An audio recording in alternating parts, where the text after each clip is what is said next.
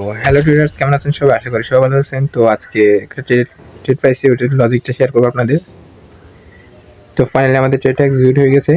দেখেন, trade continue চলতেছে। এই ট্রেডটার লজিক হচ্ছে, আমি 1 মিনিটের টাইম ফ্রেমে গিয়ে মার্কেটের লিকুইডিটিটা সুইপ করছি। প্রিভিউ আমি 2-3টা লস করছি। তারপর মার্কেটে কিন্তু পরবর্তী আবার লিকুইডিটি সুইপ করছি। লিকুইডিটি সুইপের পর ফেয়ার ভ্যালুকে একবার আমি এন্ট্রি নিছি, এবং এন্ট্রিতে এখন মার্কেট পুশ করতেছে, ওইটা দেখতেছি যে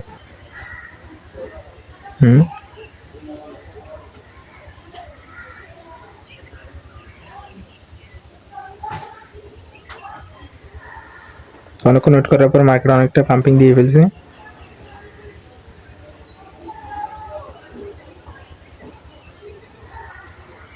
মার্কেট ভ্যালিডেটর রিট্রেসমেন্ট নিচ্ছে।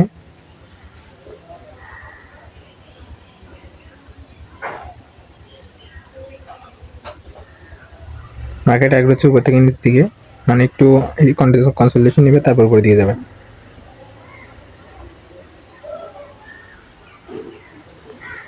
তো আমাদের মার্কেটটা ফাইনালি খুব কনসোলিডেশনের মধ্যে আটকে রয়েছে, হয় উপর দিকে যাবে, নাহলে নিচের দিকে ব্রেক হয়ে পড়ে যাবে। যেহেতু আমাদের ট্রেডটা ব্রেক ইভেন করেছিল, এই ব্রেক ইভেনে স্টপ লস হয়েছে। তো আমার কোনো কষ্ট বরাবর রয়ে গেছে, কোনো লস যায়নি। মার্কেটে এরকম লস হবে, প্রফিটেবিলিটি স্বাভাবিক, কিন্তু আপনার ট্রেডের লজিকটা ঠিক থাকতে হবে।